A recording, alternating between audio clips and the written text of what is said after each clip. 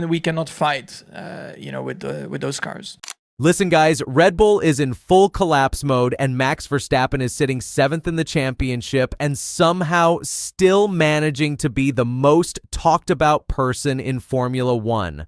Hold on, because this week Max Verstappen is doing something completely insane. Ford is publicly admitting they want him. Ferrari is calling his name, Mercedes is waiting, and Red Bull is quietly falling apart. Let me show you something because everything is happening at once and it is absolutely wild. Let's break it down, but before, if you want more update and news on Max, then hit that like button and subscribe for more breakdowns. The Nürburgring adventure. So, while every other F1 driver is at home resting between races, Max Verstappen is literally heading to Germany this week to race for 24 hours straight. Not in an F1 car, but in a Mercedes-AMG GT3 at the most brutal and dangerous racetrack on the entire planet, the Nürburgring Nordschleife. And he is doing this completely by choice, just because he loves racing that much. His team is stacked. He has got Danny Juncadella, Jules Gounon, and Lucas Auer alongside him. And qualifying kicks off May 14th with the full 24-hour race starting May 16th.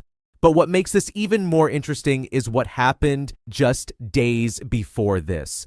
Max flew to Japan, jumped inside a 650 horsepower Nissan GT500 Super GT car, had literally one installation lap to figure it out, and then went and smashed the benchmark lap time set by the professional Super GT driver.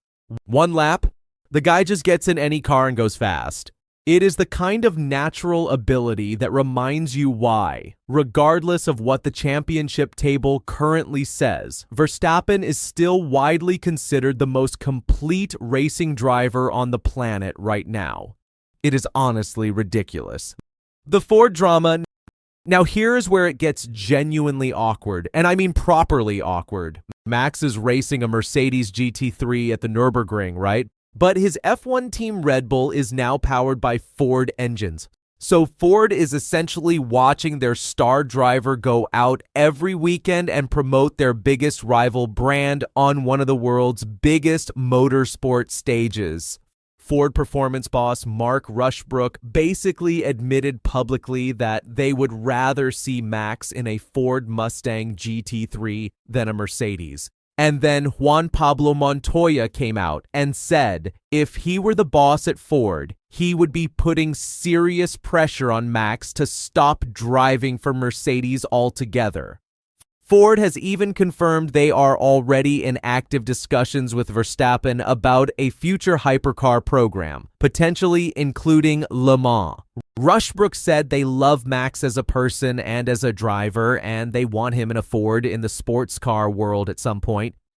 But for now, Max is doing exactly what he wants, and nobody is actually stopping him. Red Bull's crisis and the standings disaster. Now let us talk about the elephant in the room, because the situation at Red Bull right now is genuinely shocking. After 4 races, Australia, China, Japan, and Miami, Max Verstappen is sitting 7th in the championship with just 26 points. No wins, no podiums, 0. The guy who dominated the sport for 4 straight years is being beaten by a 19-year-old rookie named Kimi Antonelli, who has never even finished a full F1 season before. The car was an absolute disaster at the start. Red Bull turned up to Miami with a massive upgrade, literally changing the front wing, floor, side pods, brake ducts, engine cover, diffuser, rear wing, and even the steering rack all at once. And it worked. Max jumped straight to the front row in qualifying and fought his way back to 5th after spinning on lap 1. Even Toto Wolff admitted Red Bull's turnaround completely surprised him. But here is the problem. They are still carrying 7 kilograms of excess weight on the car, and that alone could be costing Max 0.2 of a second every single lap. over a race distance on a circuit like Montreal or Silverstone, 0.2 per lap does not just cost positions, it costs race wins, it costs championships, and right now it is costing Max his future at the team. The silly season explosion. Okay, so now we get into the stuff that is genuinely keeping people up at night in the F1 paddock, because the transfer silly season has absolutely exploded. Max has a clause in his Red Bull contract that lets him walk away if he is outside the top 2 in the championship by the summer break. Right now, he is 74 points away from that top 2. So the clock is ticking. Mercedes is the name everyone keeps saying. Ferrari has been floating around the conversation too. And then Montoya dropped the idea of a straight swap with McLaren, sending Oscar Piastri to Red Bull and bringing Max to McLaren, where his former race engineer Gianpiero Lambiase is already heading. But McLaren CEO Zak Brown shut that down immediately, saying he could not be happier with Lando Norris and Piastri.